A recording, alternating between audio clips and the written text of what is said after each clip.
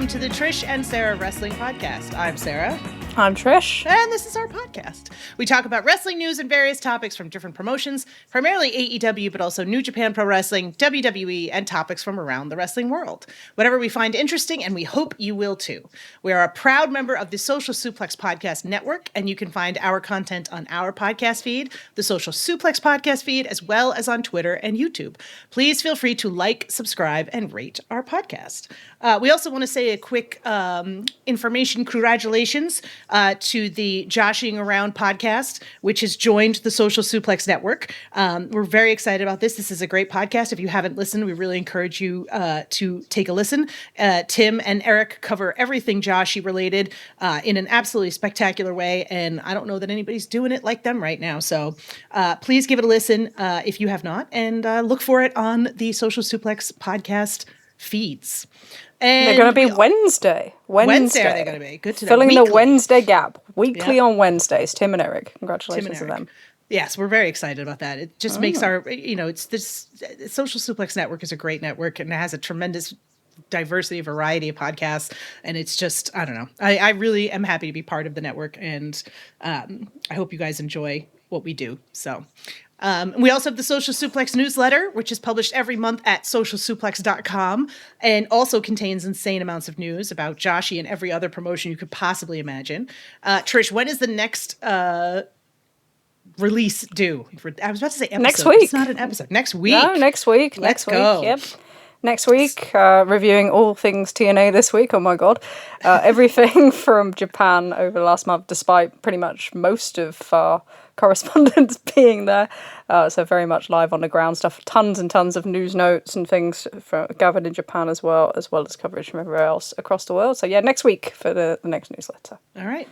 Keep an eye out for that. And Speaking of all things TNA, we are going to kick off with the TNA Total Nonstop Action Impact television show, which debuted on AMC, the much vaunted AMC debut on Thursday, the 15th of January. Today is the 18th of January, Sunday, 2026. They had a show on AMC, and they had a show on AMC. This was pretty much... God. Yeah, this is, we're going to talk a lot about TNA this afternoon, I think, just based on the fact that it's difficult to believe that anyone in the year 2026 would put that show on the air and think that was good. Like, it was really bad, Trish. It was not a good television show. It was not a good wrestling show. There was a lot of baffling things that happened on that TV show. Did you enjoy it in its badness, or were you just miserable the entire time? If there was more interesting things, then maybe you could have enjoyed it in its badness. But not only was it bad, it was boring. It was so boring. Which is the worst combination of the two. And look, I mean, I've watched a lot of TNA over the years, going all the way back to, the weekly pay-per-views, in the early 2000s. And what you can say about them, and you can say lots of things about them, is they weren't boring. They could drive you up the wall. You could think something was massively offensive. You could think something was so stupid that you wanted to, turn your own eyes out. You could think lots of things. You could be angry at Jeff Jarrett getting the belt over someone who deserves it for the 15th fucking time. I don't fucking know. But you never found it boring. This show was boring. It's why it lost the crowd, I think, after the first match, and never really recovered them in the same way as the energy they had at the start. And, yeah, it was just dull. I believe you had the fun of the millions of adverts. Oh my God, yeah. So I ended up watching this on demand on Friday afternoon, and for whatever reason, and I have some theories about that reason, but on demand you could not fast forward through the commercials. So I had to sit through every advertisement as well as every video package, every backstage promo. The only thing I didn't have to sit through was wrestling, because the show just didn't really have much of that at all, which seems really strange to me given that it is a wrestling TV show. But the commercials were just absolutely endless. And I will say, Trish, I think probably leading off with what I think is the most interesting thing, I don't look at that show and look at the way that was broadcast and think that this was in any way a promotion that had gotten a significant amount of money for this TV deal. Yeah. I think it's very hard to look at it and think that it was significant. And I think there's so many reasons for that. So yeah, the ad breaks it's if you had if you bought into the theory if this was an ad share deal, you probably had that theory raised by the sheer amount of ad breaks and the length of them. I think I watched the Spanish feed with our friend Daniel over at Social Suplex, and it was like I was counting the minutes. I'm like, we're on 4.5 here, like for the first ad break. Like, this is insane. A normal ad break for WWE or for AEW is around 2.5 to 3 minutes. Yep. So it just felt like so long, and it really did kind of make it more difficult as you got into that second hour, especially with the quality of the show just kind of falling off a cliff in the middle phase. But there were so many other things that make me think that they didn't get a serious amount of money here or that sort of thing. And it's difficult because the most that anybody's talked about or that's been floated out there is $10 million a year, right? Right. And $10 million a year for live television, considering the cost estimate that we have for Collision of like 650 grand an episode, right? So if you did that, you've got 17 live episodes a year if you had 10 million. That's what you're kind of looking at.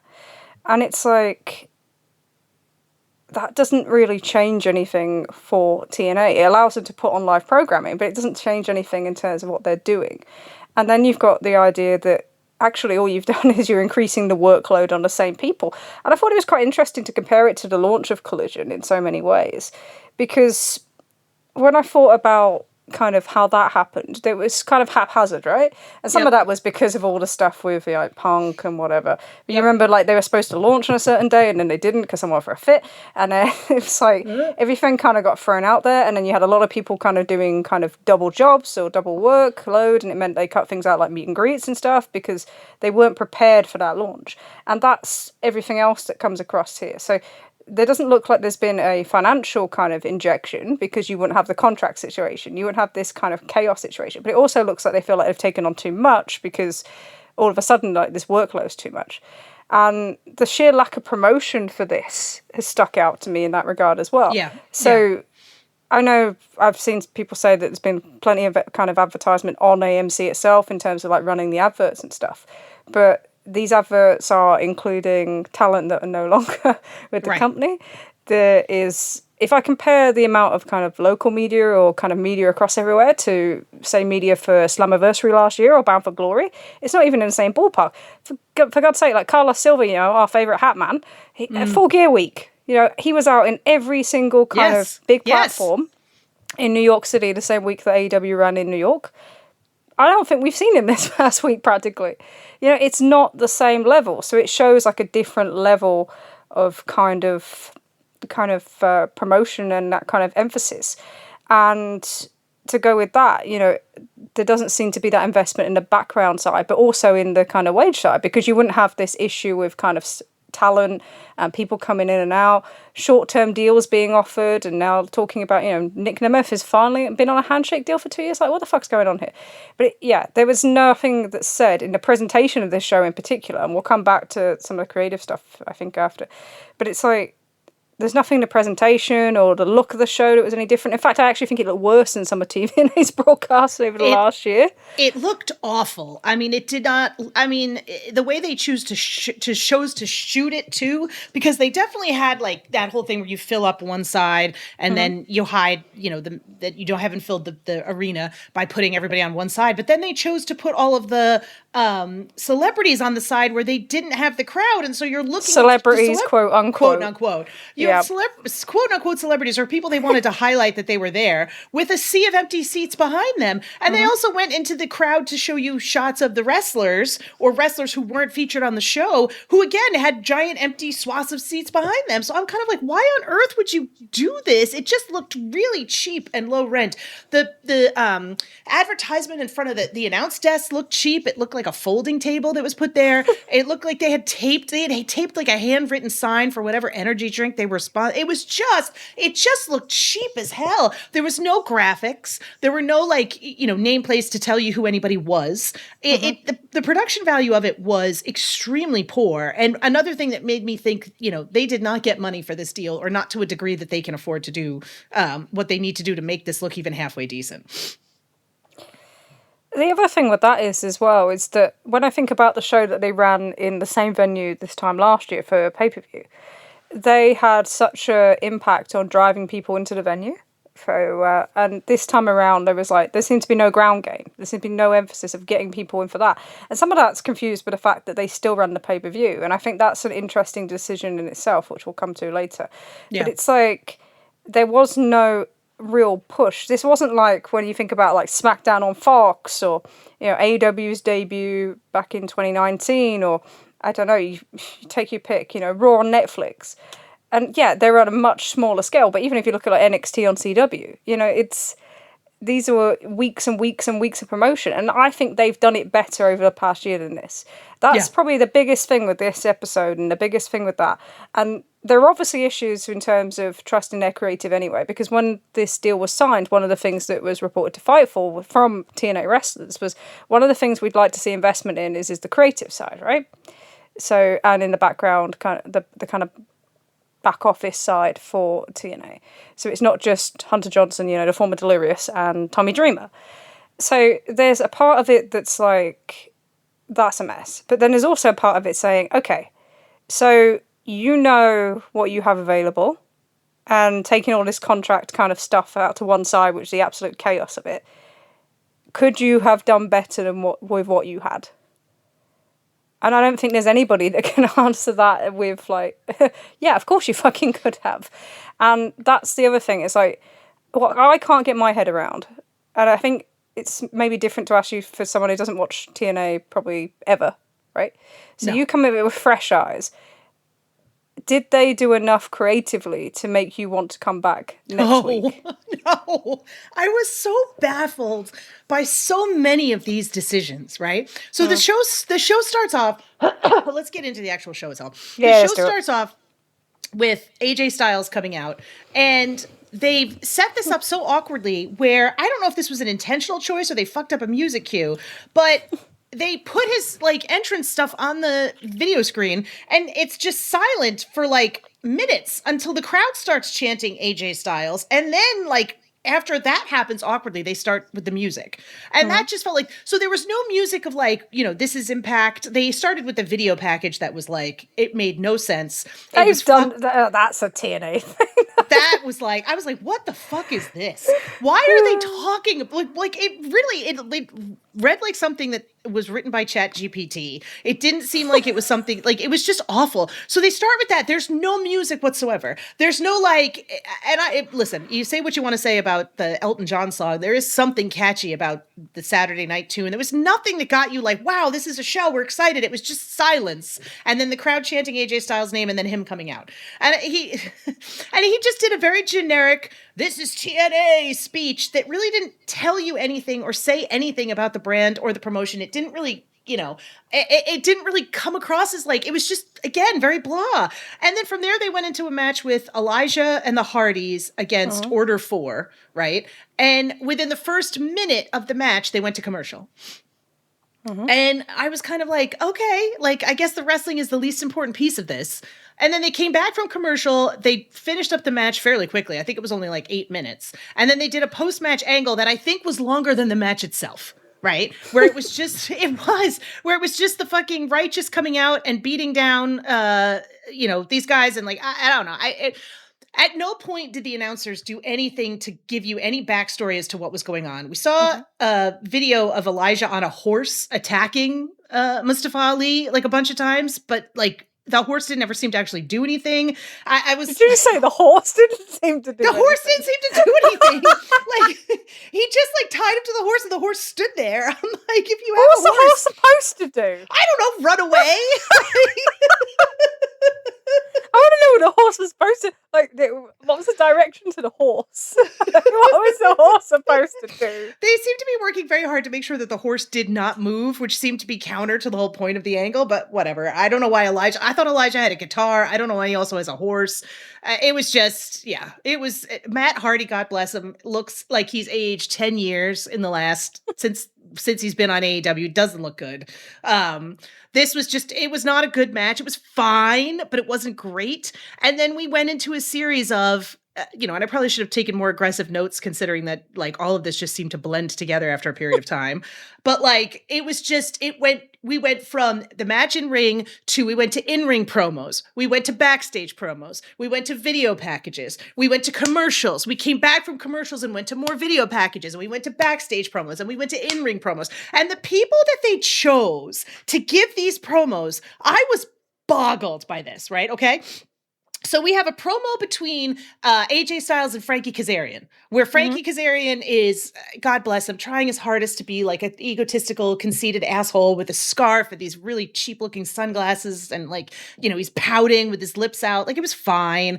I was just like, okay, like, whatever. And then he and AJ Styles have this like promo about I don't know what, where AJ Styles is staring at the belt. And I'm like, if they're not going to do this, they need to not fucking tease it, right? If you're not going to have AJ actually do a match in TNA for the TNA title, then stop fucking teasing it. Because like, do you think they're going to do it? Because I don't fucking think they're going to do it. Well, Frankie's not got the title. So if you're going to you were teasing essentially a Kazarian match. So there's probably more chance they do a Kazarian match than a title match. Because then AJ can win, right? Like Joe Hendry run on the pay-per-view. That's what they do, right? So if he's going to come in, true. he's not losing. No, he's not losing. So Kazarian, yeah, they could do that. Throw it out there for, I don't know, pick a summer pay-per-view before AJ retires. It's possible. Do I see it? No, not really. No. So they did that, and then later on in the show, they had a backstage segment where if you had told me that Mike Santana and AJ Styles were not in the same room and the whole thing was green screened, I would have absolutely believed you, because neither man seemed to be interacting with the other one. AJ Styles is just talking, and then I'm pretty sure Mike Santana said one line that was like 4 words, and they bro hugged, and then he left. And I'm like, this is the guy who's about to win your fucking title on this show, which is your debut episode. Why is this guy not talking? And that was the thing throughout the show. The actual wrestlers who were winning the titles didn't fucking speak, okay? They did a giant promo segment for the women's title. They did a whole in-ring segment where you had the women's champion who was Yi-Ling Yi, I think is her name, whatever. Really? She came out, she didn't say a fucking word. Santino talked for her the entire time. Then you had Sol Ruca and as Daria come out, and Daria is the one who's actually challenging for the title. She didn't say a fucking word. She just stood there while Sol Ruca did all the talking. So you ended up, I'm like, why are these women not speaking, right? You had Frankie Kazarian, who gave a little bit more of a talk, and then you had Mike Santana. Neither one of them talked as much as fucking AJ Styles. Like, what are we doing here? They had... The most amazing part of this entire fucking show was the Elegance brand segment, which I swear to God, I was having some kind of seizure during, because there's no way that actually happened, right? And after it was over, I'm like, obviously, I haven't been watching this Mr. Elegance guy. So basically, long story short, to explain what happened if you didn't hear about this, the Elegance brand was apparently doing some kind of like model search to find a new member, and they picked some guy out of the audience last week, and then they did a makeover on him, and he came out as like he literally came out as a different person, where they pretended that some fat guy had undergone this that now has these 6-pack abs. Okay, so this dude came out and got unveiled as Mr. Elegance. He was doing this weird fucking dance. He was underneath this like feathered robe. He looked weird as hell. Like, he's just a weird looking person, which is fine. Like, everyone's allowed to look odd, but he had this weird thing with his abs and his stomach, and he gave like what felt like a 25-minute promo. And I'm like, well, clearly this is someone important. Like, this is like a, and I asked our friend who watches regularly, and I was like, well, this is obviously somebody that they've been like, is a big featured player on the show. No one had ever seen him before. He was brand new to that show in that moment. This is the person you decided to give hours and hours and hours of promo time to. Not your fucking men's world champion, not your women's world champion, not anybody actually going for a title. No, this fucking Mr. Elegance guy. It was so bizarre. It made no sense to me. At no point did they try to explain storylines as to what was happening. They brought out Sonya Deville as a heel authority figure in 2026, and they gave her a logo that is not what it's supposed to be. Her logo is supposed to be suit, because she wears a suit and she's the suit. Now let's also talk about the fact that the suit has pink ribbons on it in like a corset form. Like, it's not a suit. I don't know what they're doing. She's the suit, but the logo looks like Suat, because her legs are like supposed to be the eye and they're like spread apart. So she's the Suat, and I'm just like, what is this? And she talked and she talked and she talked and And she talked. And the whole time I'm like, what is this? What is happening here? The end of the Mr. Elegant segment was to have a fucking match between the Inspiration, who are no longer under contract and so need to drop the belts, to the Elegance brand, who won the belts off of them. This match was horrible. This match was so bad. This match was so bad. And I just was like, what are we doing? This is one of the 3 matches you've chosen to have on the show. Okay, 3 matches on the show between women who are no longer under contract and are not going to be part of your show going forward. They are not involved with TNA anymore, and the Elegance brand, right? And it just looked so cheap and so stupid, and it made no sense. And they were out there for so fucking long. And then I'm trying to think what other crazy shit there was that I was like, what is happening? Oh, Ryan Nemeth just crotched himself on the barricade for no apparent reason while he was insulting the quote unquote celebrities that they had in the office and the freaking thing. And I saw 75 commercials for some show about vampires featuring CM Punk that I was like, why am I being tortured? Why am I being tortured to death like this? Every time I'd be like, what's happening here? All of a sudden, another fucking commercial. Like Mr. Elegance got off the screen, another fucking commercial. Santino came out for the 3rd time, another fucking commercial. The Suat is gone, another fucking commercial. I was just so confused by what the fuck was going on. I don't know why anybody looked at any of that and thought this is the best way for us to market our show to a new audience. They did backstage segments. They did segments in the ring. Eddie Edwards and Fandango had this incredibly long and horrible promo about Fandango's imminent retirement, where the audience was giving him what chance? He had to look at the audience at one point to be like, you guys are amazing, to try and get them on his side, because otherwise they clearly didn't want to have anything to do with him. I was just like, what the fuck is this? And then the final match, right? So we're going to talk about the releases and what we think this means and all this other stuff. But like this whole last week, there's just been nothing but these constant reports that people are no longer under contract with TNA. They're no longer under contract. They're no longer under contract. The only one that was the Nick Nemeth news, where Nick Nemeth has signed a deal. He's, like you said before, he was on a handshake deal with TNA, and now he's signed a permanent contract with them. And this was the big news they put out. And this was like their big positive headline going into this. Nick Nemeth wasn't on the show at all. Okay? He had a tiny, brief appearance in the video package they did before the main event, which was the men's world title. But he did not appear on the show. They didn't do any kind of backstage anything with him. He wasn't fucking there at all. You wouldn't know he even worked for them based on it, because their big angle that was supposed to close out the freaking show and get you excited for the pay-per-view, they went over time, so the fucking angle happened on social media. Like, what the fuck was that? What are you doing? Like, this is one of the most important things you have to do, is tell people that Nick Nemeth is like in your main event scene, and he's not even on the fucking show. Like, what the fuck are you doing? Like, he wasn't on the fucking show. Could you imagine?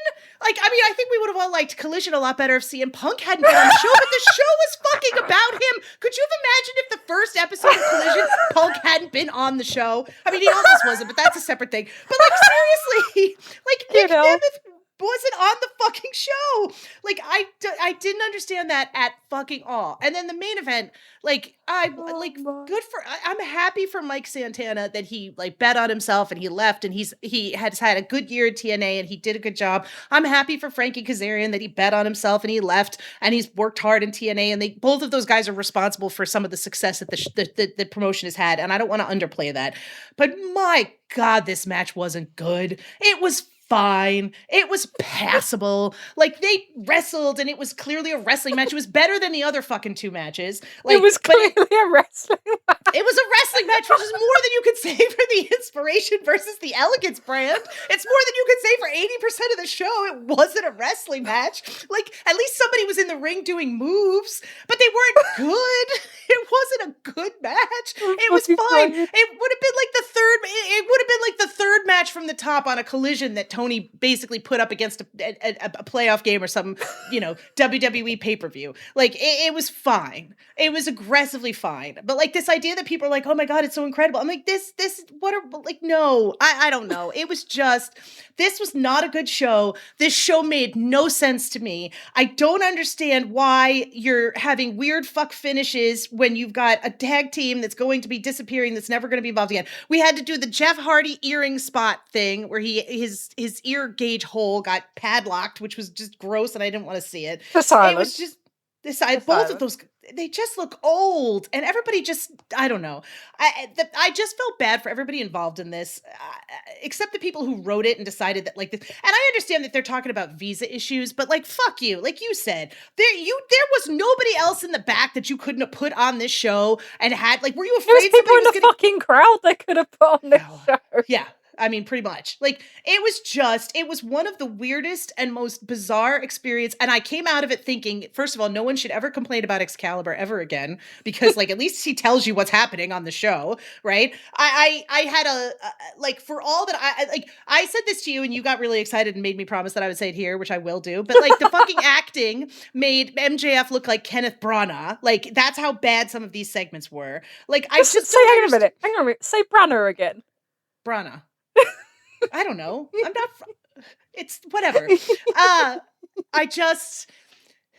I don't understand why you would focus so much of your time and energy and attention on ex-WWE people who you're not really doing anything new or exciting with them. You're just hoping that everybody knows what their gimmick was in the old, when they were in WWE. Like the whole thing with Daria Ray, who couldn't pronounce her own name, by the way. She pronounced her name at one point, Daria Ray. And I was like, what? Daria Ray. And I was like, Jesus Christ. Like, but like the whole point is like, she comes out like, who's hired her? Who does she work for? Like, why is she there? None of that came up at all. Like, Santino needs somebody to help him. Why? Because he's fighting with his daughter. Why? Unclear. We don't know. We're not sure. So he's fighting with his daughter. There's been like a year-long power struggle with Santino and other people and Robert Stone from NXT and all sorts. So it's just never stops. But he also ran the rest of the show. So yeah. So what is she doing? Yeah.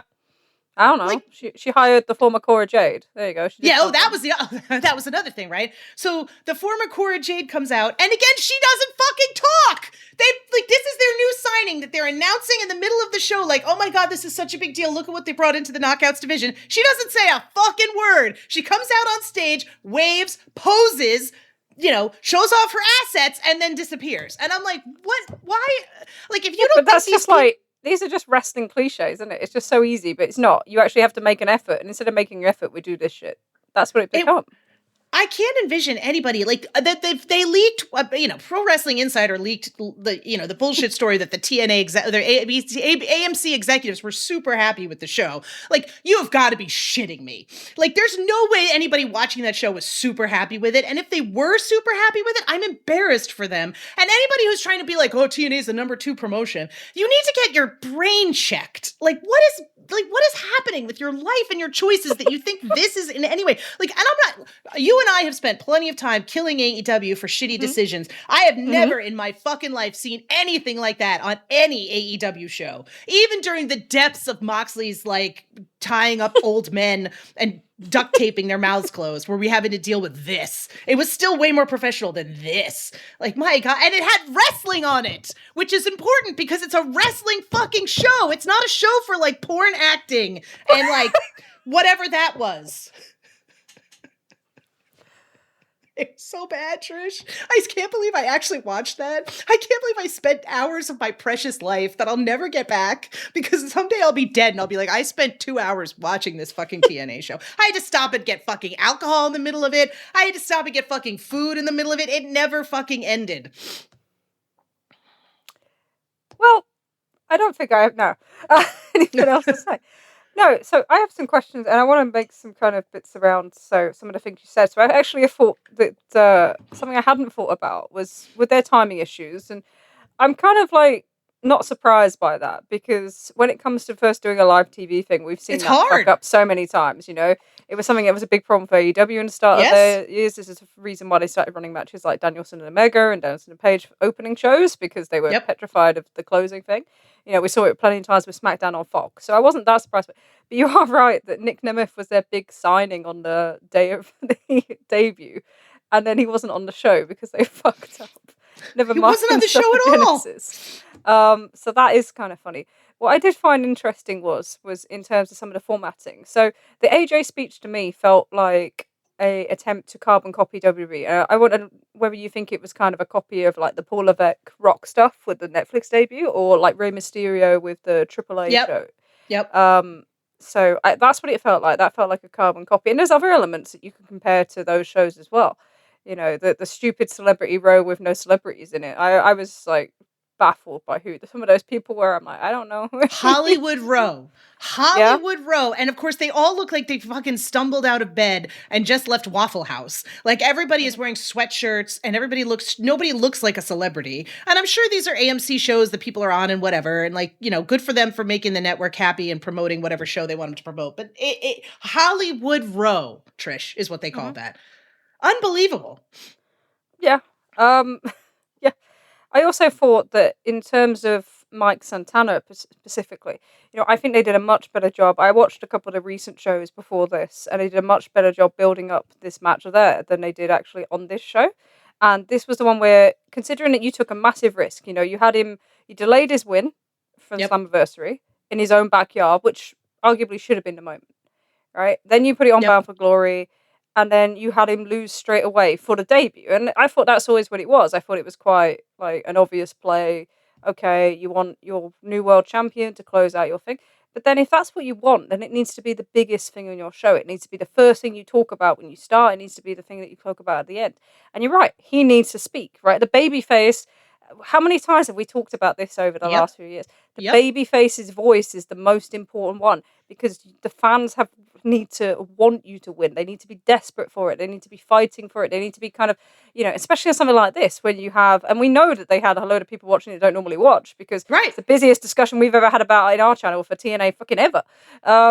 Like, it was insane. So it was like there was definitely interest in seeing what they do. So actually, this is the moment where you need that killer promo. And if you've got stuff in video packages that you've ran last week and in their kind of promotional packages, then fucking put that together if you don't think he's confident enough to deliver something here, in front of the live crowd. But this is where you really needed to push that. Like, this is the most important thing in your show. And then if you want to do the Nemeth angle after for the pay-per-view, then fine. But you've had the building blocks for that. You've built something that's better than what you put on here. And there's so much of this stuff that's how it makes me feel. And I'm not even a full-on TNA watcher. I wouldn't say a casual. I'm somewhere maybe in between. But I've seen them do better in the recent year. That's what annoys me in a way. It's like it's not like they can't do better. I think they can. Do I think there's creative limitations because of the people that are in there creative? Absolutely fucking lootly. Does it seem like pure chaos because of all the contract and the quote unquote visa issues? Yeah, but with what you had and the people that were available to you, you could have put on a better show. You had a knockout kind of title match set up for NXT that was stronger than anything you did. That's crazy to me. These visa issues, the Leon Slater thing is disputed, right? There's different news sources saying, WWE wanted him for their tour. Others are saying, oh, he's a visa on there. He worked in, I think, our forum list, our Discord friend of Job said that he worked in January 6th. Leon Slater worked in the US. And okay, independents in the US don't always bring people under the right visa. We never know. But that's strange. Danny Luna was set up for a title match. You built up on TV even last week. Why were these decisions for me? One, left to the very end of it was legitimate. Two, could you not got any help from WWE just to get, the first one over the wall, which is similar. Think about like Kenny Omega for the Best of 7 a few years ago. Because visa issues aren't unusual, right, this time of year. But they managed to get a temporary stay so he could come in, wrestle that match in LA, and then go and deal with it. Could they not have done something with that? And there was lots of little things like that, that stuck with me. But I was left with the feeling, not in the same way as probably you were as someone coming in fresh of what's the football chant we have? What the fucking hell is that? But I think they could have done better. And I think that's a failure in itself because this is the time when the most eyes is on you. And I felt like they were trying to be something that they aren't. So you have what you have. Like, you need to emphasize that, not trying to be. It did feel to me like they were trying to imitate other things.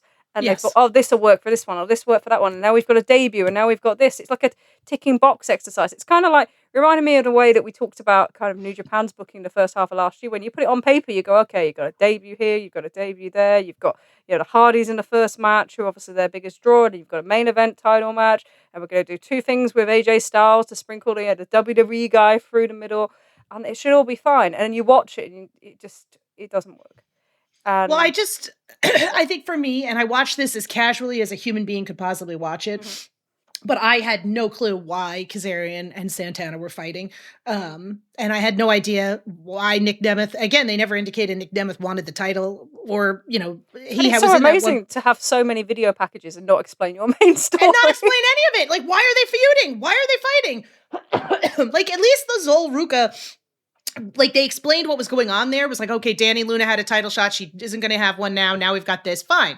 No problem there. Like, whatever. It's not really a great excuse for a freaking thing, but fine. Mm-hmm. But like with the men's title, so why are they fighting with each other? Like, how long have they been feuding? Like, what is going on? Like, I didn't get any of that from any video package, from anything. It was about fucking AJ Styles was basically what I could tell. AJ Styles doesn't like Frankie Kazarian, and so that's why Mike Santana was feuding with him.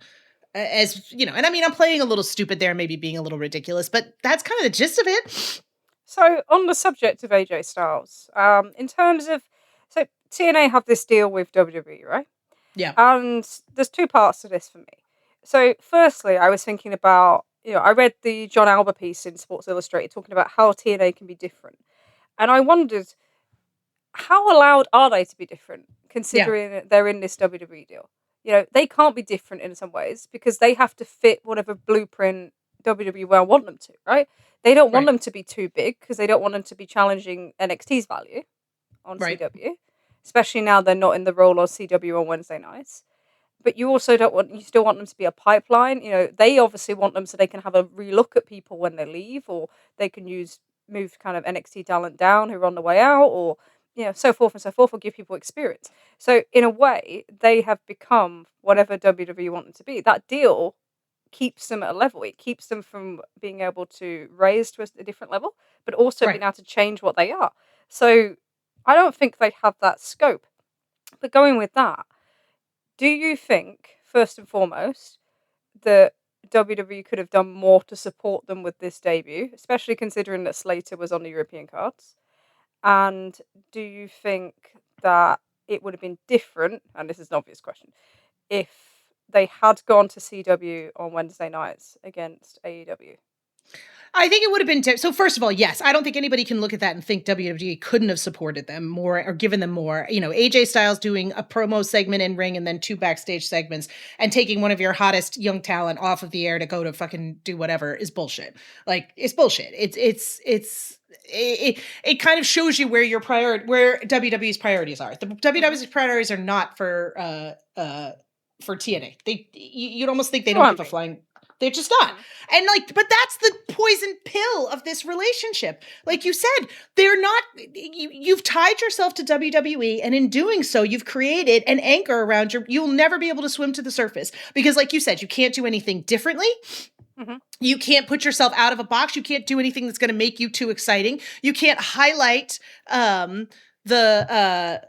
you can't highlight the young talent because maybe then WWE will take them and they won't work for you anymore, right? Mm-hmm. Like, you can't do anything significantly different. You can't deviate. And like, your biggest draws are going to be WWE people. It just makes no sense to me. It's like, it's fine. Like, if this is the path you've chosen, that's fine. But you've artificially created a limit for yourself on how popular you can be. They will never be the number 2 promotion because they can't be, because they can't get out of this. Like, this is the best they can think of. And they're not going to be, you can't put anybody in charge who's going to fight back against this. I mean, you look at last year and Anthem just firing everybody who was in the back, who was doing stuff, getting rid of Scott D'Amore, getting rid of Gail King, getting rid of all those people who were agenting and doing stuff. And you've got Delirious and Tommy Dreamer. And this is the kind of mediocrity that WWE is happy to have TNA embrace. They don't want something other than this. And I think, they'll send them NXT recruits. Occasionally you'll get an AJ Styles that'll go there. But like, nobody's going to do anything truly exciting. And it's going to put a limit, like the guest spot stuff, like last night. Instead of showing me what this feud was about, you focused on AJ Styles, right? Instead of giving me these 2 guys who are 2 of your top guys who are feuding for your top title, you focused on AJ Styles. And so as a result, you neutered what was going to be like a big fucking huge moment, which was Mike Santana getting crowned in your first show. Fine. But like, it's just, yeah. The other thing I was thinking of from a WWE perspective, and this kind of goes back to what we talked about with the kind of Tanahashi stuff in New Japan, is I almost feel like was trying to argue with myself of have WWE shot themselves in the foot by not supporting TNA more? Because when I look at it, TNA were heavily involved in the NXT show that went head to head with AEW, right? So they were happy to use Yes. them the other way. And it's like, so if you supported them to be more, do you get more out of it? Are you able to show if they do well, with the ratings and stuff? Are you able to show that there's more value potentially for a AAA deal? Which you still don't have an American AAA deal. You've just got on Fox in Mexico, but that's what you really said you wanted. You wanted a US deal. So does it show more value in that? Does it show more value, for NXT? Like, are you able to? But then you're balancing it because you're thinking, is it weakening the value of NXT? Because this deal obviously isn't close to that deal. You're trying to weaken the value of AEW's TV deal or renewal upcoming. But are you actually effectively uh, hurting NXT? Sorry, I've got a rabbit visit. This is going good today. Um, but there is something to think of that. It's like they almost, it feels like they shoot themselves in the foot, but it's also like they have this thing where they have to manage because it's not a simple relationship now. No. You've gotten this TV deal or you've had likely a hand in it. But it's like now you need to keep them a certain size because do you want it to be bigger than AAA? Do you want it to, challenge NXT? Do you want it to just go back to being more of a talent pipeline or people that you used to use or somewhere, it's like a retirement home the way they send people there in a way. It is. It is like a retirement home. Yeah. It's like, what do you want it to be? And that's the problem. It's like, there's lots of things talking about what is TNA's identity? What do they want it to be? And all I can think about is it's not about what they want it to be. It's what WWE want it to be. Well, I think this is an interesting question that leads me to be wonder is, we think about WWE as being from a business perspective, just endlessly successful, right? And just like they keep smashing records. They keep getting these giant deals. They keep, doing all this stuff. And you're like, wow, they can't be stopped. Especially, I think sometimes the comparison to AEW and sort of AEW's business sense and stuff being seen as sort of bumbling, I guess, or that's the common perspective. My thing with this is is WWE that successful? They weren't able to put TNA on CW. They weren't able to get a deal for TNA where TNA was on Wednesday nights. That didn't happen. They haven't been able to provide any kind of television deal for AAA. That hasn't happened. AAA is still on YouTube and hasn't really, I think we were all sort of last year at this time terrified as to what TNA was going to do for the Mexican scene. And so far that, and again, AAA. It might still, AAA. Yeah. What did I say? TNA. Oh, fucking A. There's too many of these fucking things. We were all afraid of that and it still might happen, but so far it hasn't yet. And so it's like, have they been successful at what they've planned to do? Or is this just, they're sort of like, do they not care as much as we think they care? Are they, they've got their own problems, obviously, but it's just, I don't know. The whole thing is really fascinating to me. And I can't, I don't know. I feel bad for the people that work at TNA, not the people in charge, but the rank and file wrestlers, because I can't see how any of them were like, this was a great show. We did a really good job. The feedback was great. You had the busted open shills and a bunch of other fucking idiots. Oh no, I actually really liked the show. The show I thought was really good. You didn't. You're just trying to parrot a line, and that's fine. Do whatever you got to do to make that money or whatever. But nobody reputable thought this was in any way a quality television program. So just talking about a couple of other things in regards to that, what did you think of the decision to run the premiere and then to run a pay-per-view straight afterwards rather than cancelling the pay-per-view and focusing on the TV debut? It just tells me that they're not getting money for the TV deal.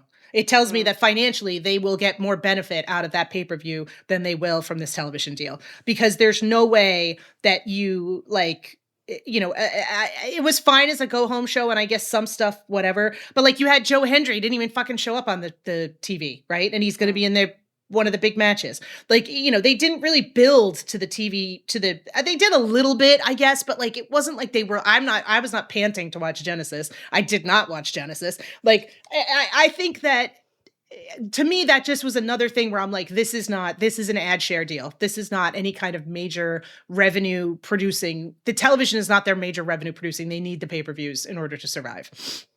Yeah, so normally when you have a debut episode, you bill for week 2, right? If you look at the NXT debut last year, they built for week 2. Right. And then the same thing with AEW, so forth. And, that's traditionally how it's kind of been. So it was very strange to kind of see them go, oh, we need to build a pay-per-view and then pretty much not build the pay-per-view anyway. No.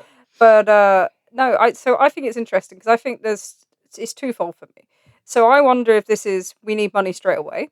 So we think the best thing to do is to use this TV, and obviously there will be extra people watching from a standard Impact, Thursday night Impact. Sorry, Thursday Impact. What the fuck is it called now?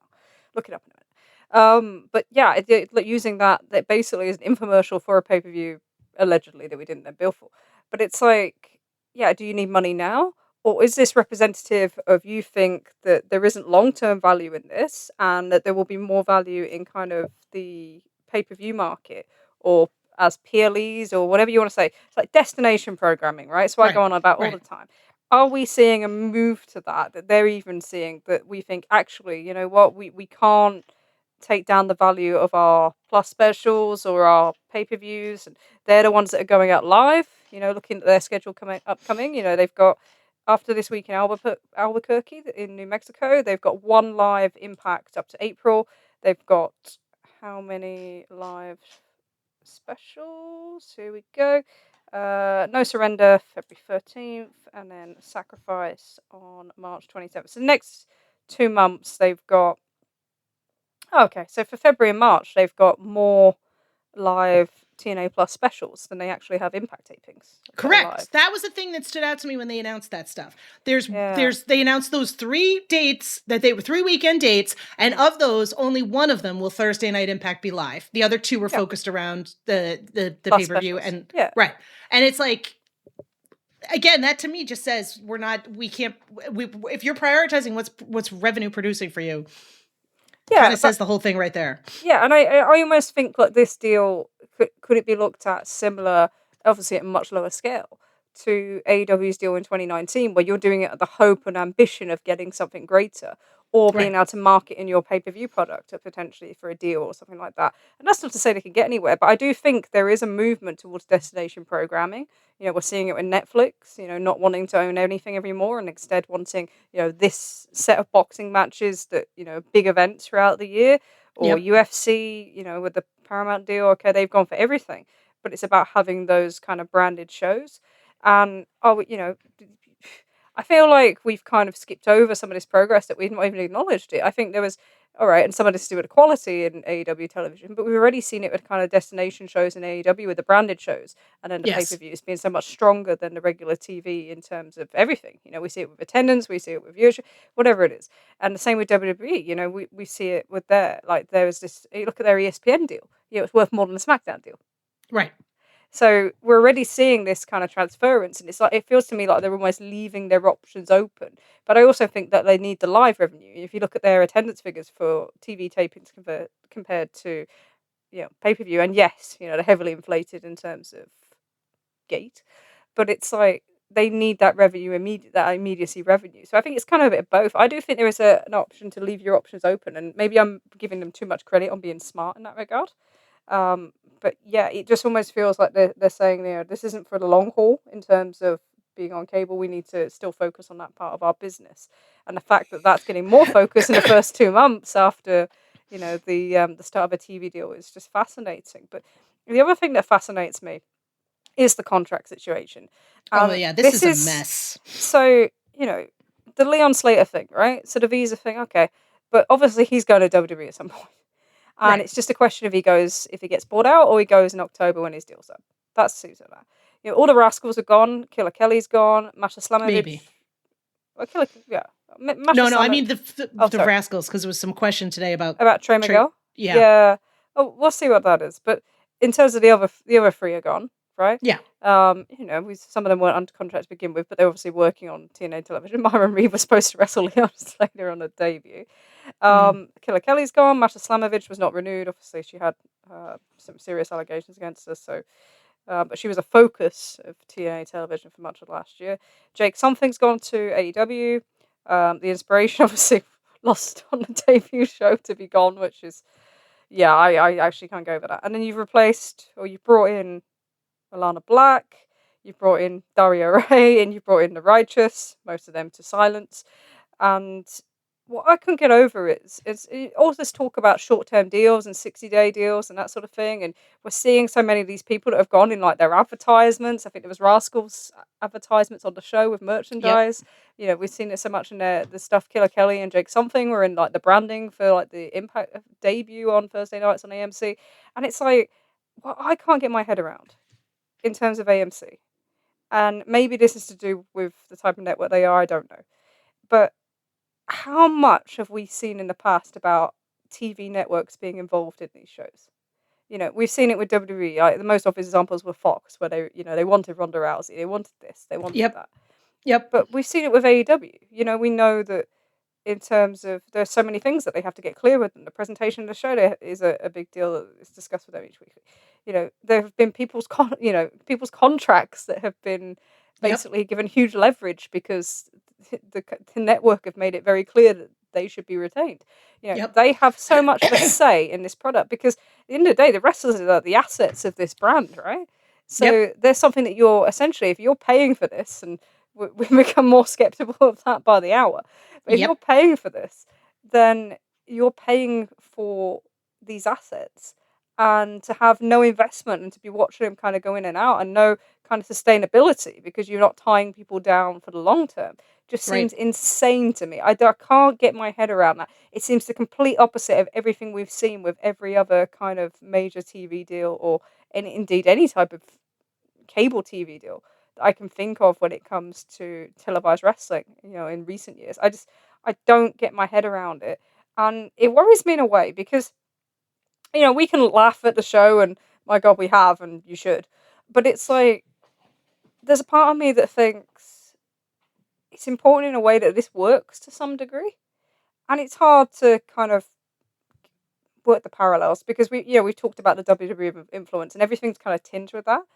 But having wrestling failing on any network makes it feel like the market becomes even smaller, right? So this is another network Yes. that's taken a Yes. chance on a wrestling product. And we don't want that market to become smaller. We're already feeling, there's going to be, I've just talked about the changing kind of destination programming and how I think pay-per-views are going to have a bigger influence as we go forward. But I do think that that's going to become a bigger kind of product to market than weekly TV.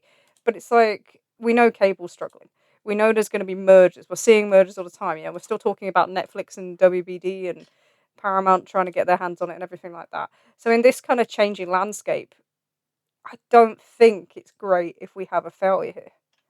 And that's what worries me about this. And maybe they're kind of, look, they don't do massive numbers on prime time, right?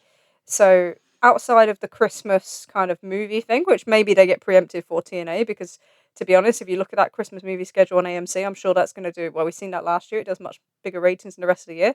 And I'm sure the ad spend and the ad buy on there is much higher because of the demos that it's attractive to. But outside of that, they do what, 0.04 average on that slot. So it's like, that's Yes. what you have to contend with. But if they don't do that, then where do we go? What happens if they fail? I think, it's, you want a healthy wrestling ecosystem and that means a bunch of different companies. And over the last couple of years, we keep seeing companies fold or go under or get bought out. The, indie scene is not what it used to be. Mm-hmm. You've got, some of the popular indie companies, promotions have closed down or just not doing shows anymore, for a variety of reasons, not just financial, but it's just, you've seen what's happened with AAA being bought out by WWE. Mm-hmm. You've seen how the WWE AEW wars impacted, first Japan and now, Mexico and CMLL and so like, on the one hand, like you said, it's fun to laugh at TNA for being this bad, but you'd like to see them be a viable promotion because not everybody can work for these two companies. And you don't want everybody working for these companies because, like we've talked about, you don't want that homogeneity in wrestling where everybody wrestles the same style and everybody wrestles the exact same way and there's nothing new and there's nothing interesting. You kind of want to have it continue to grow and have give people places and spaces where they can be paid to explore the art form, right? Where they can be paid to try new and interesting things. And even not just be to learn, like you can learn TV there in a way that, and maybe that's cut off now that it's on cable. But previously, look at someone like Leon Slater, right? He could go there and learn TV and still do his independence. So for some people, that would work. But it just feels like there's a ceiling on that now with the WWE relationship. but also like if they fail, it doesn't hurt WWE, does it? No, of course not. It hurts everyone else, but it Right. doesn't hurt WWE. You know, they can buy up the deal. They can buy up the company, can buy up the library, and be done with it. Doesn't make a whole world of difference to them, and that's what scares me in a way. But it would hurt the rest of the ecosystem.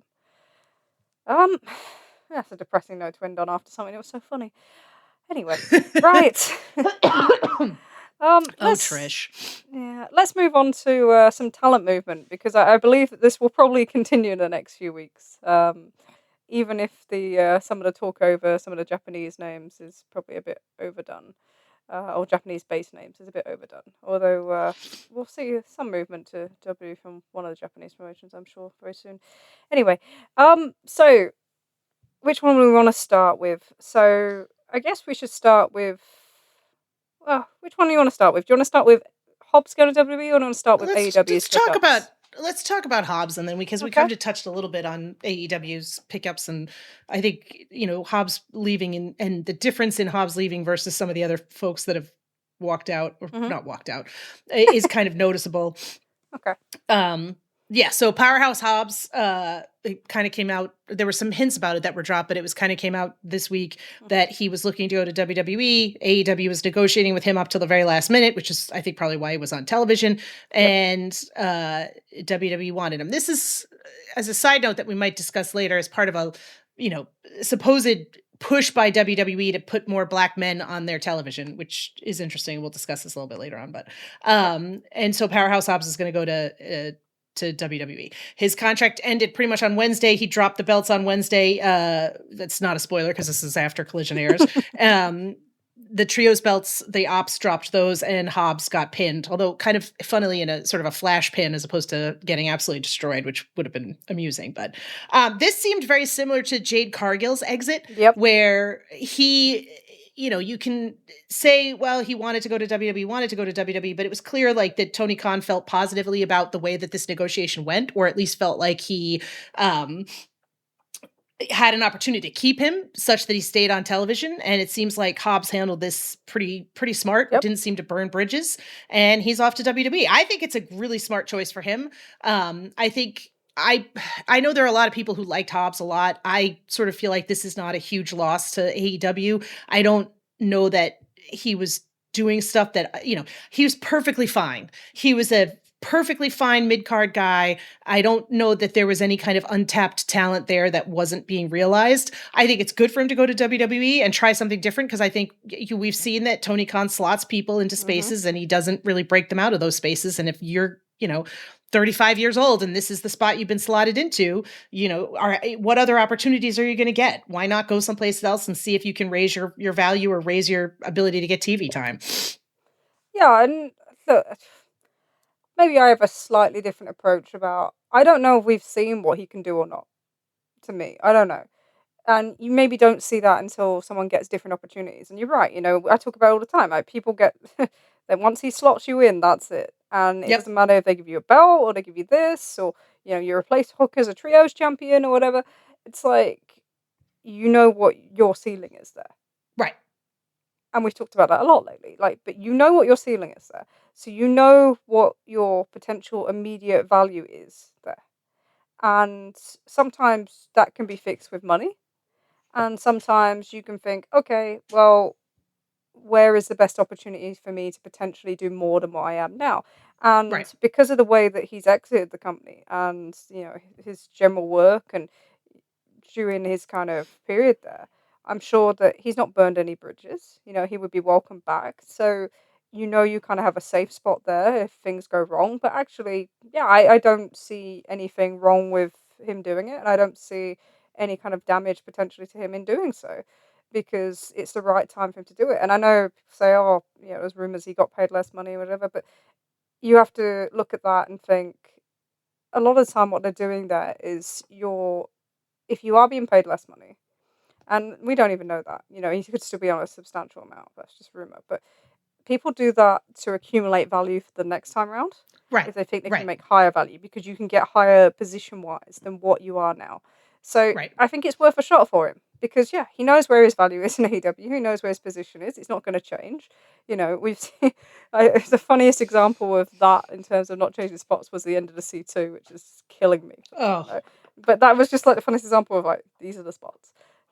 Although we'll talk about probably next time the alternative champion being John Moxley, and there even being an alternative champion is quite an interesting thing to me. So, but we're kind of used to that. So go there, see what happens. Do you have a great deal of successful kind of people to follow in terms of looking at what's gone before you? Well, the fact that he's going to the main roster suggests that he's kept more leverage than some of the other guys, so he's already going to yeah. be ahead in some ways. Yeah. And so Ricky Starks and Blake Monroe, Ugh. they gave up their leverage. We know they did. They made it very clear that they wanted to go early on, Yep. and they gave up their leverage. Yep. And Starks in particular, or Saints or whatever you call him now. And that meant that WWE could slot them wherever they wanted to. He's kept his leverage. He's talked to both sides. He's made it kind of, I'll negotiate. I'm going to be professional about this. I'm not telling you I'm doing this. And that gave him the leverage. He was smart, in a way that other people haven't been. And then when you look at it, so, people that have gone to WWE, you can look at, okay, so the main event guys that went there, Cody and Punk, have been slotted into the main event. Okay. And the Cody stuff in recent months, okay, not so good, but that they went in at that level. You look at, he's not following like a Rusev or an Aleister Black or anything like that because they just want to be there, right? They just want that part of being in WWE. It's like the cult thing. It's like, this is the place to be. So I wouldn't even look at that. So in a way, maybe you look at the Lucha Brothers, potentially, they're probably in the same spot they were in the last year that they were in AEW. Are they better off? I think it's hard to tell, really. I know some people were worse off in the first part of AEW. Yeah, sure, but they weren't in that place when they left. So it's one of them. Jade, I don't know about Jade, really. Yeah, she's a champion now, but there's still loads of question marks around Jade. So I guess you look at it and you think, in a way, he's in a slot where we haven't seen anybody move. In that kind of particular slot, we've seen people kind of move that didn't want to be in AEW, so therefore, when the WWE had no emphasis to want to do anything when it returned to WWE, we've seen people go into developmental that had no leverage, and we've seen people that go in as main eventers. So we haven't really seen someone come in at the mid card and see if they can kind of go up. So that's kind of interesting itself. And it's one of those things that's like, we talk about this all the time, but it's true.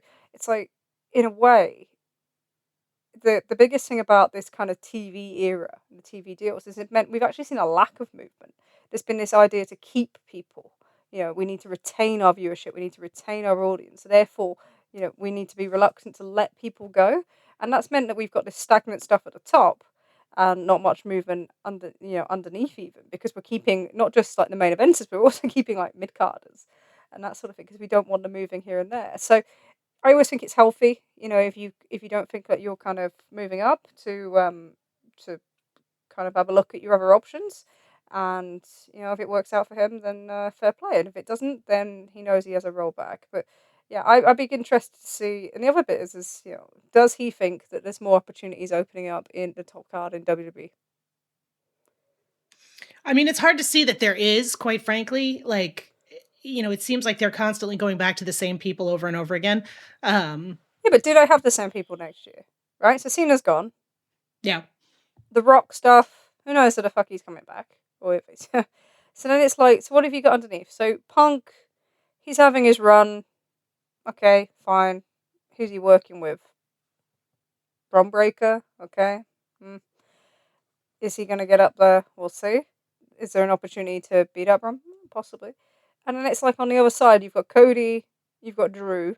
Okay, who have you got after that? What's Roman doing? Why are we pretending Roman Cody isn't the new Hall effect Rock syndrome?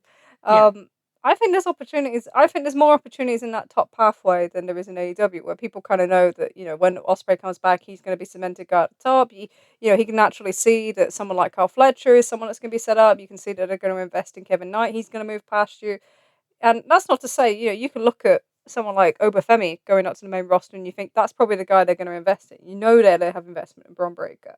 And that's not to say they're going to move all these guys to the top. So those are the guys you compete with. But does he think he has a better chance of making it to that top level just looking at the talent, let alone like the kind of booking patterns.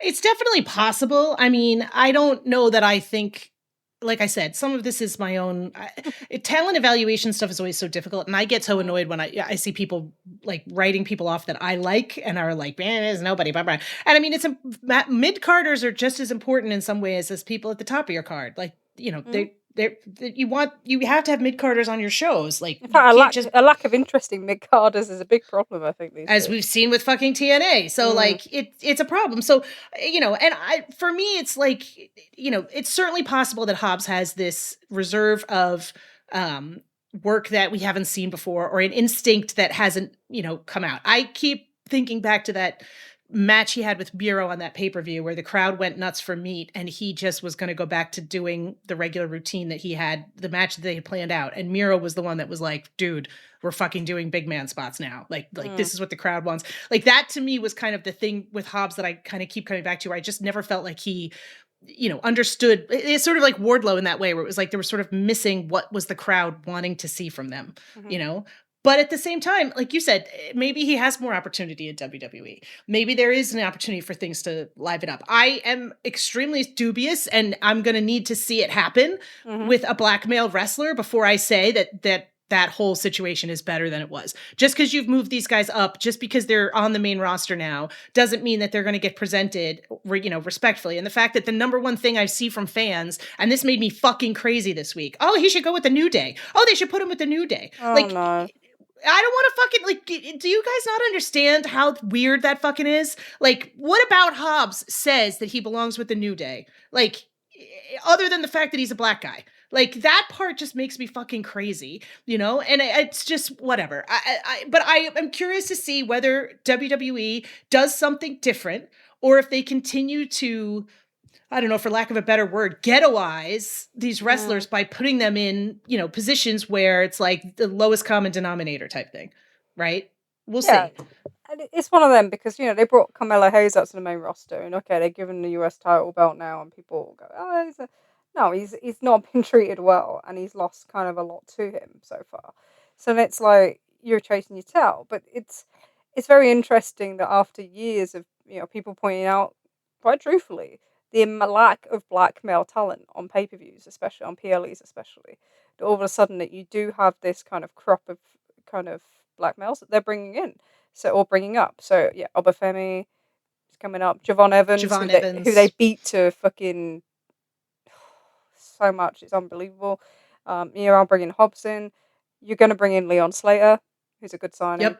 Yep. So it looks like they're trying to change that perception as much as it is the talent that's available to them, because it is the best available talent they've got to bring up, you know, from NXT. But it also makes you question, like, why suddenly are they doing this now? Right? Like, is it that they don't have anybody, or they're looking at the future? Are they looking at contracts and thinking this person has this much time and this person has that much time? We don't have Cena, and Brock is, you know, 50 or however old the fuck he is. Yeah, he looks awful. And he looks terrible. Like, you know, is it, you know, are they willing to, there's a lot of discussions around whether Roman's deal is coming up and whether TKO is going to be willing to pay him the amount of money he wants for part-time deal. Like, you know, is that what's happening here? Like, it's hard to believe that Paul Levesque just woke up and realized he was racist. Sorry. God. Oh, I should be a shot for that. That's terrible. And I apologize. No. But like, what inspired it? You know what I mean? Like, I don't know. I'm like in a wait and see mode. Like, again, I'm always happy to be proved wrong. And if he did just suddenly have a come to Jesus moment where he realized he was racist, congratulations. You know, it's never too late, but. Oh no. Just on the subject of, let's get off that. Just on the subject of WWE before we move on to the other kind of signings. What did you think of the Cody Drew title change?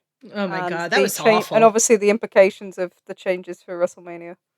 That was just awful. I mean, talk about a title switch that does nothing for anyone, right? Drew looks like a fucking idiot. Jacob Fatu looks like a fucking idiot. Cody looks like a fucking idiot. Like, it just, if you're gonna beat Cody, then just fucking beat him. Like, why are we doing this? Like, oh, we have to protect him. We have to protect this. Just fucking beat the guy. Like Drew was winning the match the same way, regardless whether or not Jacob Fatu came in or didn't come in.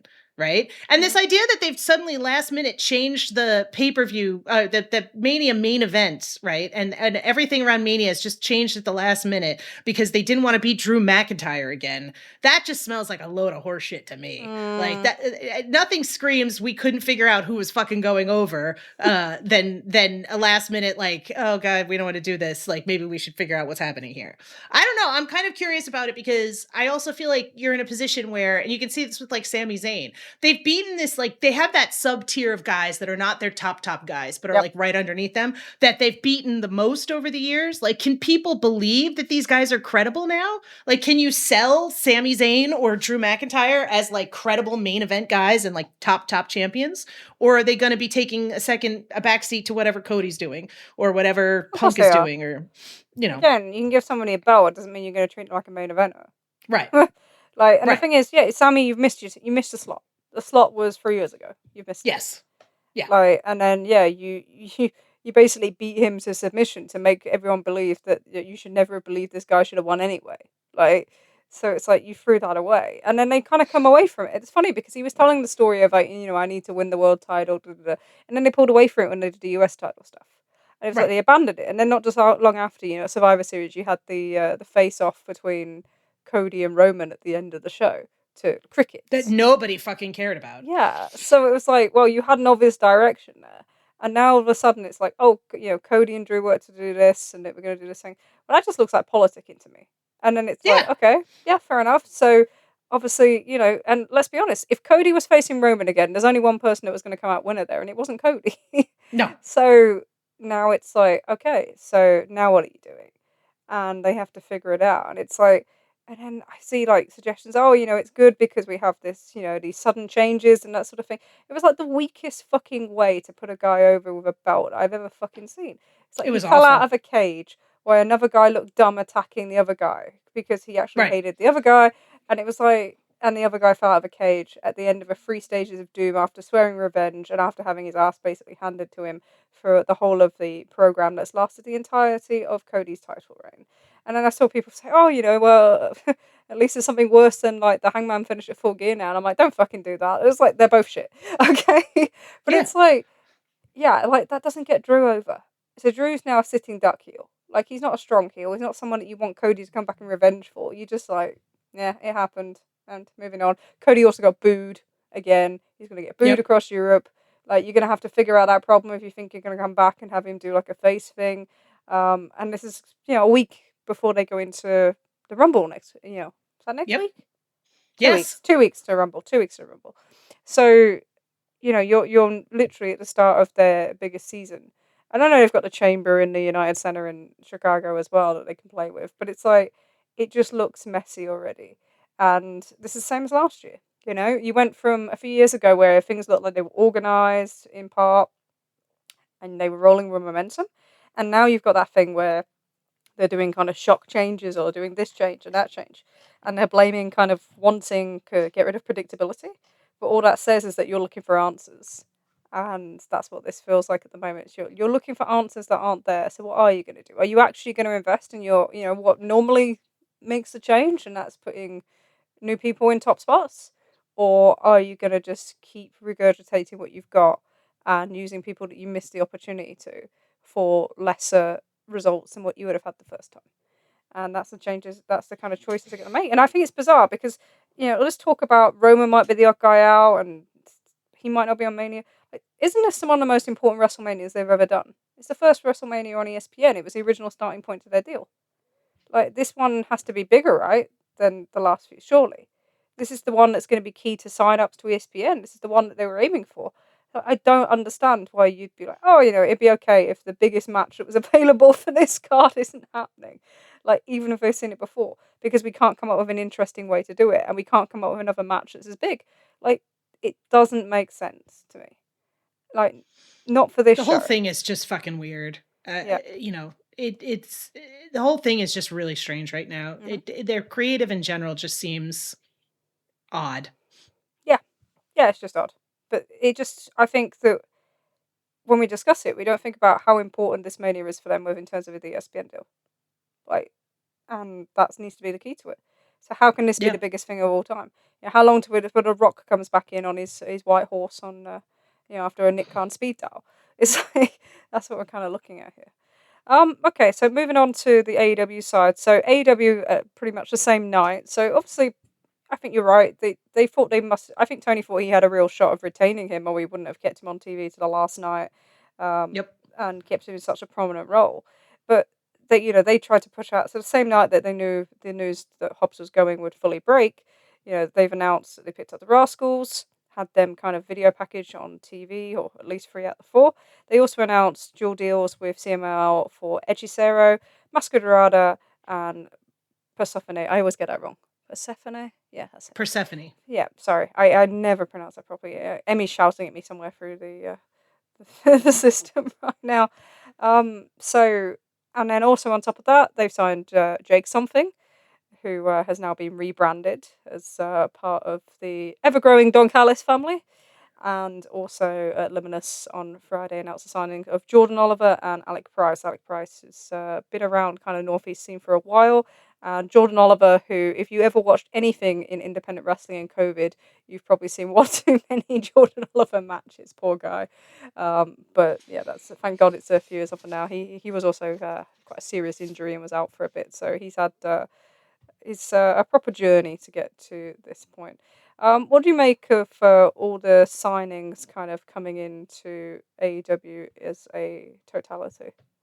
I don't know. I'm kind of confused a little bit by it. I mean, I think it's probably worth it to have some of these folks and refresh the mid card and like put new people in.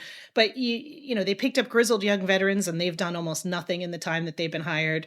I think you can point to a bunch of people they have that they're just haven't been used or are sitting kind of in the back, that it's like, why aren't we using these people? It's fine that they picked them up, and I guess it's good, but I don't know. I'm kind of like, there's so many people on the roster that they're not using that I'm confused as to why we're adding more people. And, maybe they have an expectation that people are going to be leaving or that they're going to not renew certain contracts. Who knows? But it just, I don't know. It's fine. I'm not surprised by the dual contracts with CMLL. It seems like it's a way to give CMLL wrestlers an incentive to stay and not move to AAA. Yeah, so the thing I thought was interesting that this week that they also announced kind of Global Wars Ring of Honor stuff with Athena's promotion, Metroplex Wrestling in Texas, and with Maple Leaf Pro in Canada, because I thought for, all the talk of kind of ineffectiveness of the WWE ID system, I think it has had some impact on the kind of grassroots level, especially in the northeast of the US. A lot of the promotions there use those belts, market those belts, make a big thing out of them. And in a way that during these joint shows can be quite good for AEW development wise, because you're offering a clear pathway potentially in terms of you can see a route to AEW through the independents. They felt kind of shut off. I know they've had plenty of guest appearances in certain promotions, but they felt kind of shut off from a lot of them in comparison to WWE, who have kind of manipulated that ground game, especially in certain areas of the US, in a much stronger way. And internationally as well, especially in some areas of Southeast Asia, I think we've seen that too. So I do think there's value in that. And I also think there's, if you're bringing people in and you're trying to expand like just the Ring of Honor brand and kind of do these joint things and maybe using that as a way, that would be much better for development than sticking someone on a TV taping at 11:30 at night in front of 1,000 people in a venue.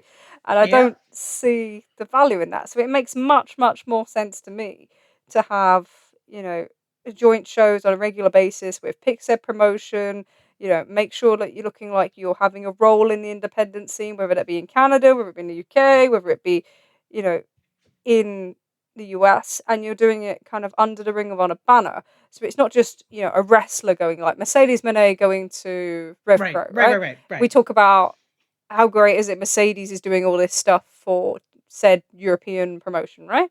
We don't really talk about it's an AEW role or a Ring of Honor role, do we? We talk about like that wrestler's doing it. because of the way they control their independent bookings as well, Right. with permission. So actually, in terms of your branding, to say, this is the positive role that we're having in the independent community. This is how we offer a clear pathway for people to come into our company. This is how we can offer, the opportunity to perform in front of live crowds without the pressure of TV and that sort of thing, and increase your development. These are all things that you can use. So something like this, kind of scaled up a little bit, if this is where they're going, is kind of, I think, quite a positive thing. In terms of CMLL, so I think there's so many bits to this, and that I'm not a huge fan of dual contracts at the top level.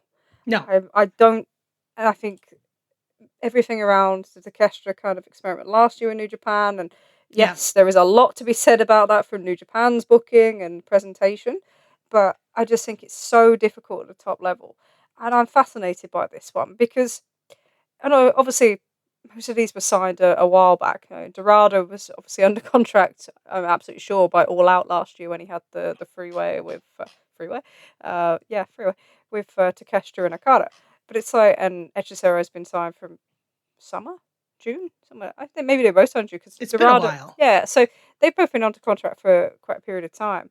But it's like, it's a different market to like Japan, right? So you have location wise, it's much easier for them to work in Japan, easier to work in Mexico than it is to work in Japan. But also you have the benefit that it is protecting them from WWE for the foreseeable future. So that helps CMLL that you're going to retain their services for that. But and they're thinking about it because when they have like their immediacy battle with AAA is every time that AAA put a show in Mexico City. So like, there's just past weekend, they load up the show with people from AEW. So they're using it as a strategy as well. So not only are they getting their people back for under these dual contracts that are wrestling in AEW and in kind of in Mexico, they're also being able to bring in the AEW talent that they think can help them kind of fight the AAA shows that are filled with WWE people on those weekends. But my question is, and this kind of goes back to something we were talking about too earlier. So, as much as you're fighting that ground game and you're bringing in AEW talent to do it, are you losing something else as well? And this is where we talk about influence and spheres of influence, and you've kind of got this kind of Cold War becoming like a hot war in Mexico. Is there a danger that the people that go to AEW are seen as either way, so more than what you leave behind in terms of they're bigger stars because they're on American television than the people that are with your company like full time that are just sole contracted? Is it a problem that the people that are coming from AEW are often seen as bigger than the people that are in your company, when it's the people that are in your company that raised you out of kind of the mire that you were in, like even just before COVID, but definitely straight after COVID in recent years? It's the young talent that you pushed in the main events as well as a return of Mystico that really kind of took your company up. It wasn't, AEW's involvement. And how much of it does it change their style? Because people were more happy to watch this kind of American version of Lucha Libre. They sold out again on Friday night, sold out on Saturday. But it's like, it's not Lucha Libre. And I was reading a thread by Rob Viper this week, and he said, if I wanted to watch American wrestling, I'd watch. There's 15 hours a week I could watch. I want to see Lucha Libre. And is it kind of an acceptable trade? You are going to lose something by having these relationships, but you kind of have to do it because you're fending off this threat from the AAA WWE stuff. But how much are they risking? Or are they risking nothing at all because of the way that CMLL runs, in terms of mainly being just a live show perspective and not really being like a story thing or a belt thing, and they can kind of get away with it? I do wonder about, we're talking about homogenous and kind of style of wrestling. Does it put more of a threat under that the more that AEW become involved in that side with CMLL wrestlers, and the more that they are on that product? If you see what I mean. I'm probably over talking about this really, but no, I think it's a valid question. I think it's like a Sophie's Choice. I mean, CMLL, AAA and WWE are going to be involved in these shows and run these shows, whether CMLL has AEW talent there or they don't, right? So it's like, how are they going to respond to that?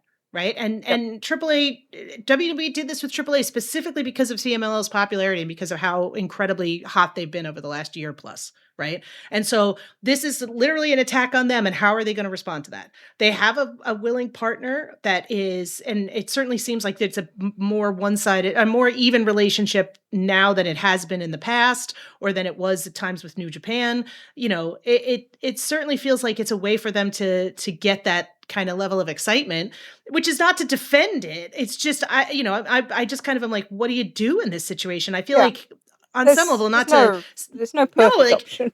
No, it's easy to say, they're better off staying with young people and blah, blah. But if they lose, their momentum, or they stop getting the crowds because they can't compete with, Dominic Mysterio, then, is that a fair trade-off? And I don't think there's like a threat to them in terms of their live attendance in that way.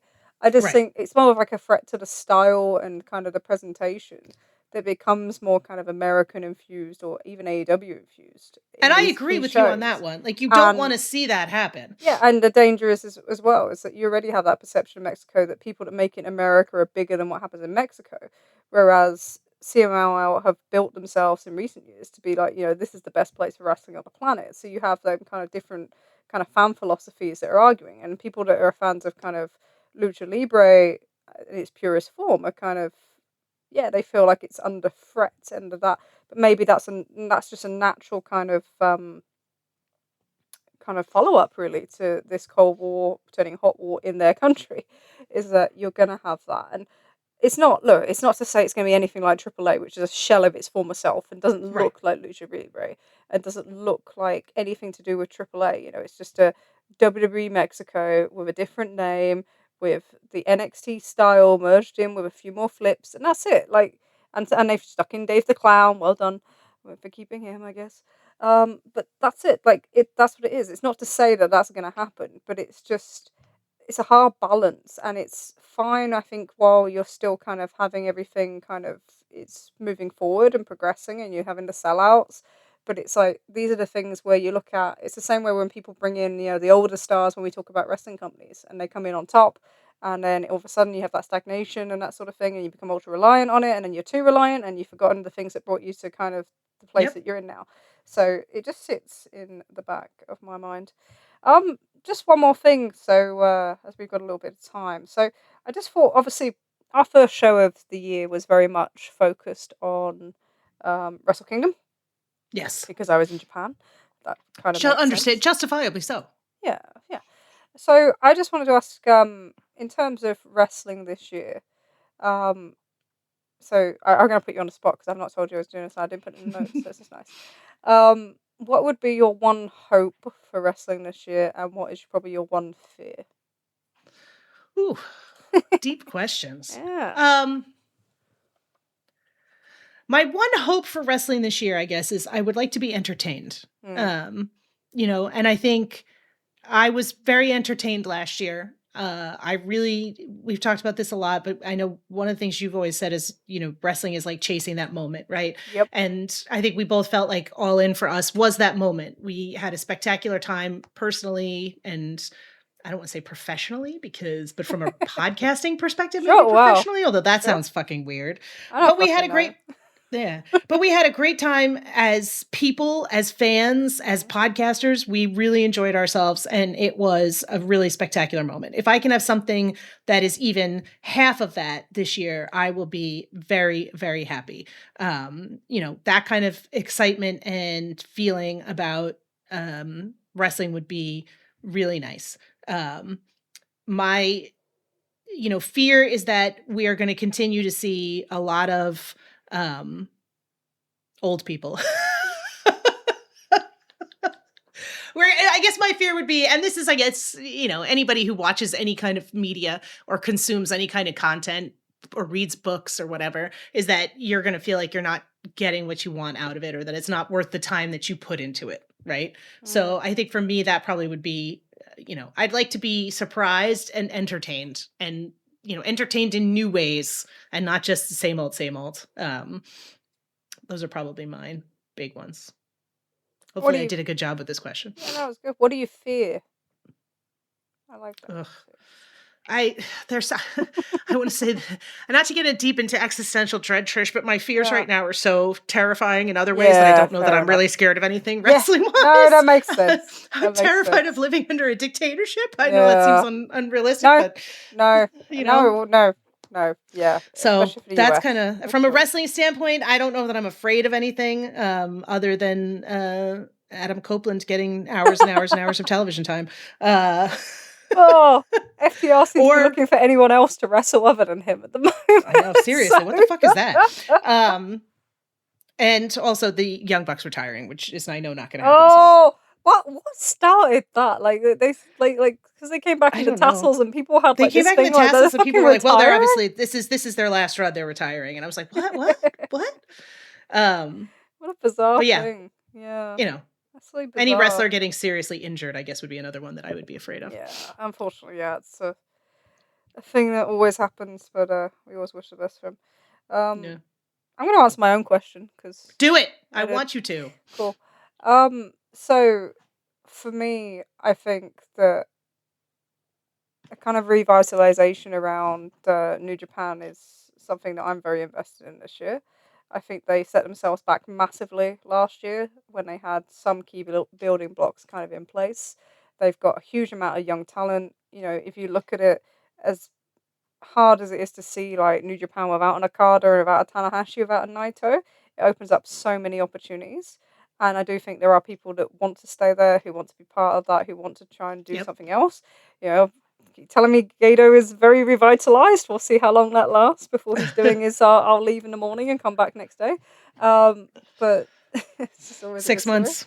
Well, yeah, he's they say, and obviously you will be if you execute something like Wrestle Kingdom. Then obviously you're going to be pretty excited for your next few months. Yeah. No, but there's so many kind of very promising young talent there. I think Knockout Brothers, who will be there for the foreseeable future, kind of having such a big impact has been kind of cool to see in the tag division. You know, TMDK playing in the tag division is helping. There's so many things going on there, and heavyweight wise, I think there's so many good options to work with Suji. I think he's built so many programs over the years. Andrade going in, you're going to probably see more AEW talent there this year than you did last year, which is quite an interesting one.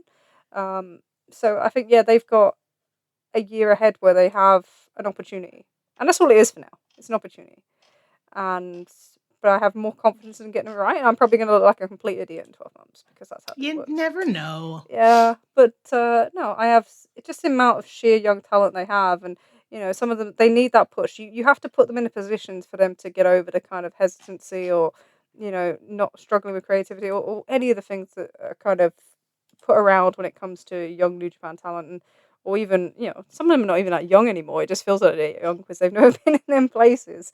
But it's so I'm kind of on that. I don't know. Fear. So in terms of fear, it's like you're right. Especially within the US right now, and anywhere that the US is toying with or involved in kind of global conflict, it's probably a completely different thing. Fear maybe wasn't the right word, but No, but I get it. yeah, my biggest thing is we've spoken about already is I do think this TNA thing needs to work in some way, but then I also don't like the implications of that being part of the WWE ecostructure and having these kind of satellite promotions. So I'm really torn on how that all comes together and their continued kind of impact on the wrestling ecosystem as a whole, especially as they start to kind of have to find new ways to produce numbers and kind of incentivize themselves and kind of close down other markets, which is what they're so key on, right? Is they shutting down avenues for everybody else. So how will they Yes. react now they're going into a downturn, which they are. So that's kind of and they're still strong in certain markets. They're still, but we're seeing kind of so many different metrics now where they're not as strong as they were, and how do they react to that? Financially, they'll still be fine, right? They're going to turn over more sponsorship money than they did last year. They have the impact of all their deals kind of kicking in fully this year in terms of TV and that sort of thing. Live events, they do so much with their kind of hospitality side now, and in terms of kind of their ticket pricing, that it will shield them from that financially. But it's that popularity thing because I think we're already seeing measures where they're trying to deal with kind of that drop in that and how they kind of not lash out, but what they do to kind of it's not underhand either, is it? I guess I don't know, but they are going to do things in reaction to try and shut things down and try to stop other people's popularity and that sort of thing. And how does that impact more this year? Because it almost have been too quiet in the last few months, and that makes me nervous. It's like that kind of thing where it gets warmer just before it snows, you know. I'm Yep. like, Yep. Yep. I Yep. don't know, but that's what I would say on that. Right. Have we got anything else for this week? Are we done? I think we're done. I feel like we've Yeah. tackled everything we wanted to tackle. Yeah. So apologies if you wanted a really long episode this week, guys, but we wanted to talk TNA. I can't believe I've just said that. Tell Harrison wanted to I just talk said we wanted to TNA. talk TNA. We wanted to talk TNA. But yeah, we did. There's only so much TNA you can talk. Yeah. Well, hopefully they enjoyed that because I did. We don't do video, but sometimes I wish we could because I feel like people think that I'm saying crazy things and then they realize how much you're egging me on. Just looking at you eggs me on because I was just laughing. I'm just like, I know. Leah was laughing. Producer Leah was laughing as well. It wasn't just me. Like, we're just dying, like, in the corner here, just like, we're done, like, just laughing our heads off. Mr. Elegance. Yeah, even Usagi's came in to watch. He's still in, actually. I mean, he's being an absolute nightmare today. He's trying to eat wires now. I'm like, no, you can't eat a wire. Usagi, get That's out. not good. Usagi, get out. Anyway, right. So, yeah, as you said, this has been the Trish and Sarah Wrestling Podcast on the Social Suplex Network. We are produced by the wonderful Leah of Tunnel Talk, who are back next week, right? They're back next week. The drought is over. Is that right? Next week? Next weekend? Nope, they got one more week after that. Oh my god! Like, why are you doing this to me? Like, they're running from the grind, Trish. They're running from the grind. Yeah, we got accused of that, and now look, what's going on? Right, this is why like Swerve and Hangman and Kenny are doing what they're doing. You know, like they've got to fill that Tunnel Talk gap. They are. I mean, there's a tremendous the fact that they have not Tunnel Talk has not been around to discuss the psychosexual drama playing out with those three men is really upsetting. And now we've added jet speed. And now with added jet speed, like what is happening to these? What horrors await these precious tiny babies who are going to be forced to deal with these two fucking psychotic weirdos? We don't know. We don't know. Swerve does not look like a man who is having a good time right now. So yeah, and I think that's it's an interesting story though, isn't it? Because I think people are like, oh, they're just going to team up and be tag champions. And it's like, I've never seen that. I don't understand where you were going with this. Like, why do you think that? Like, obviously, like, is he manipulating him? Is he turning his darker? Is he like Frankenstein monster? Are they both going to turn? Is anyone going to turn? Like, obviously, Swerve's definitely going to turn. You can't look at Swerve and not think you can't look at Swerve and not think Swerve's turning into a bad guy. And I'm here for it. Okay, yeah, absolutely. Like, I'm here for this. Like, whatever they're doing, like, please, I'm entertained. I am at my leisure to be entertained. And I was actually entertained by a Don Callis Kenny Omega segment, which is the first time I could say that in a little bit, where Don Callis is like, "Daddy makes the decisions," and I'm like, "Oh, okay, all right. I guess we're doing this too." I don't know. It was very enjoyable. It's interesting after the kind of interruption to their original plans when Swerve come back. We've kind of swooped back around to some of them now, so that's kind of interesting. We're just with added Hangman. With added Hangman, yeah. Added Hangman. But yeah. So anyway, yeah. Tunnel Talk. Leah, we get back. We got distracted by Kenny and Swerve and Hangman, and seeing us as psychosexual drama. Yeah, and seeing us as a confirmed Tunnel Talk listener in the group, and that group, we'll definitely say it's a segue. It's a good segue. We can do that. Anyway, they're doing this for you, and you're not even talking about it. You should feel really guilty. Yes. You should feel really guilty. Like, you know, I can't believe it's another 2 weeks. I'm gonna fucking die. Like 2 weeks. I don't know. Anyway, right? Yes. Leah, our fantastic producer, looks after us, cuts out all my shit where I just mess everything up. In general, just like this closing. Please listen to Tunnel Talk when it returns. We are going to be desperate in need of it. Like the TV's just racing for it. And unfortunately, you will also... Well, no, you won't actually cover the FTR promos because they're on Collision. No, you'll be fine. Don't worry about it. That promo last night was so bad. It was so bad. People were like, what a great promo from FTR. No, it sucked. Well, you know, carry on with your polls on Twitter because... you can't find anyone decent for your title reign before Coppola comes back. Oh, never mind. Anyway, so yeah, we are all part of the Social Suplex Network, which is gaining new podcasts this year. We have Joshing Around Weekly debuting on Wednesday with Tim and Eric. If you're into Japanese women's wrestling, this is the #1 spot for you.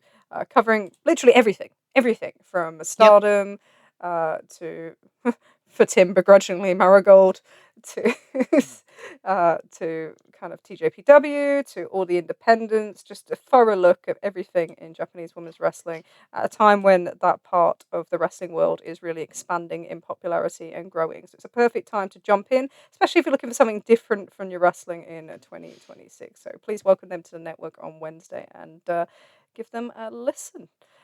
You're in for a long one though, so yeah, give yourself some time on that one. Well, we're in short comparison, but they're great. Yes. It's like you can spend the whole afternoon with them. It's a joyful listen.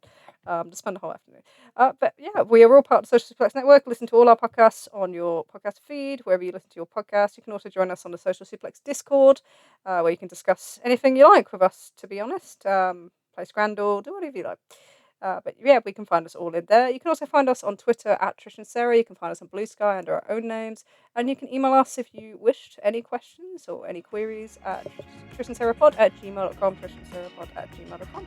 We'll be back in 2 weeks, which will be after the Royal Rumble. We can probably do a bit of a catch-up on where AEW are at that point around Grand Slam Australia as well. Yep. And yeah, until then, I've been Trish. And I've been Sarah. I thought you'd almost forgotten it.